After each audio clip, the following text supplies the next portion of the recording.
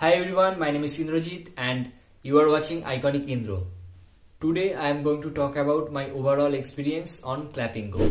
When I started my English learning journey, I was facing a lot of problems like getting stuck while speaking in English, having some issues of pronunciation, and right word wouldn't come to my mind in the right time, and most importantly I had no one to practice English with.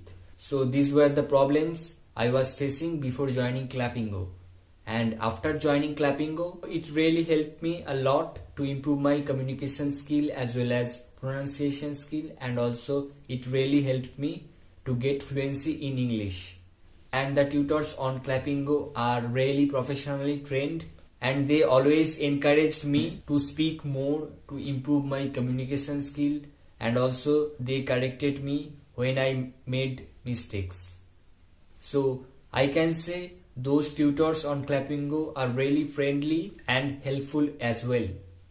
And whatever ways they showed, those are really actionable, reasonable, and most importantly, practical. And now after using Clapingo over 1 year, I gained so much confidence to speak English fluently as well as confidently in front of the strangers or in front of the people. And most importantly, I said previously that I had no one to speak English with or to practice English with. So in this context, Clapingo was my partner for practicing English.